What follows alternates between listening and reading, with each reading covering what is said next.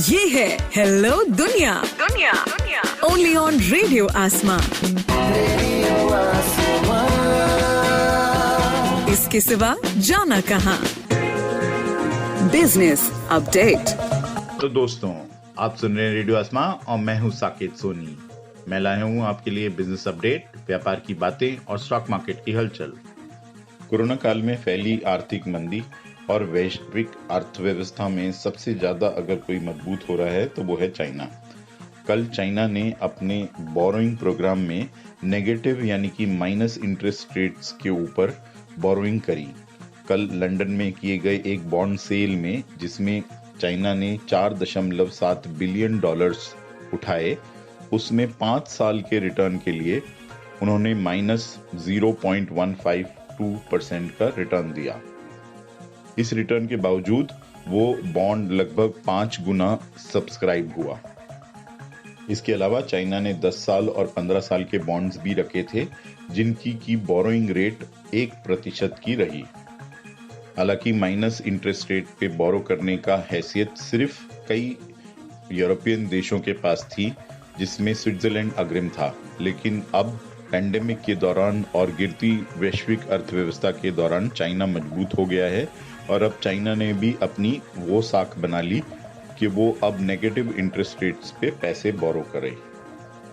भारत में काम कर रही टेलीकॉम कंपनी वोडाफोन आइडिया ने ओक ट्री द्वारा लीड करे हुए कंसोर्शियम के जरिए 15,000 करोड़ रुपए की फंडिंग उठा ली है।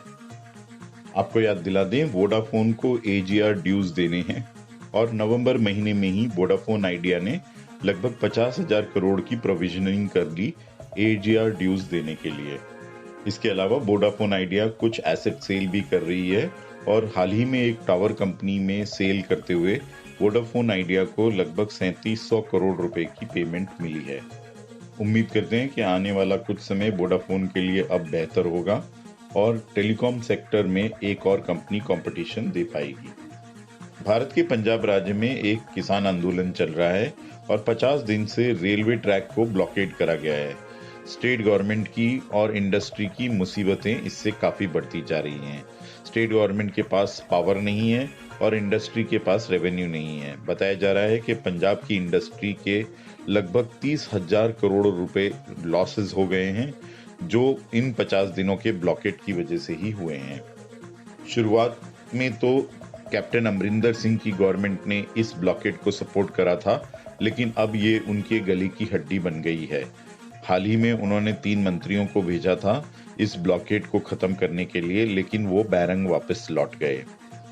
आपको बता दें कि रेलवे ट्रैक पे ना ही सामानों का आवागमन हो रहा है, ना ही पैसेंजर ट्रेन की आवाजाही हो पा रही है।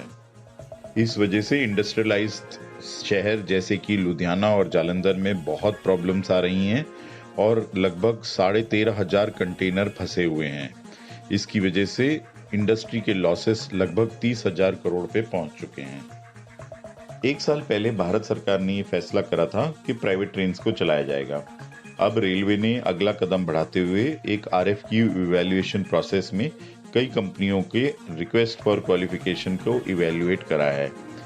इस कंपनियों की लिस्ट में शामिल हैं cube highway, IRCTC, GMR highway, L&T, भेल, Megha engineering, gateway rail freight, CAF India, Welspun और IRB इंफ्रास्ट्रक्चर। उम्मीद जताई जा रही है कि प्राइवेट ट्रेन्स चलाने में कैपिटल इन्वेस्टमेंट लगभग 30,000 करोड़ का आ सकता है, जो भारतीय अर्थव्यवस्था के लिए काफी फायदेमंद होगा। भारतीय रेल इस समय लगभग 12 ऐसे रूट हैं जो कि बैंगलोर, चंडीगढ़, चेन्नई, दिल्ली, हावड़ा, जयपुर, मुंबई, पटना, प्रयागराज और सिकंदराबाद को जोड़ते हैं। उनके ऊपर प्राइवेट ट्रेन्स चलाने की बात कर रही है। आइए अब जान लेते हैं क्या रहा बाजारों का हाल। सेंसेक्स कल 580 पॉइंट्स गिर के 43,599 पे बंद हुआ। निफ्टी 166 पॉइंट्स गिर के 12,771 पे बंद हुआ। डाउ जोन्स में बढ़त 44 पॉइंट्स की थी और 29,483 का स्तर देखने को मिला और नैस्डैक में 103 अंकों की बढ़त के साथ 11,904 का स्तर दिखाई दिया। भारत में सर्राफा बाजार में कल सोना 335 रुपए गिर के 49,990 पे बंद हुआ और चांदी 1018 रुपए गिरकर 61,525 पे बंद हुई। ये था आज का बिजनेस अपडेट। मैं हूं साकेत सोनी और आप सुन रहे हैं रेडियो आसमां, इसके सिवा जाना कहां। Business update. रेडियो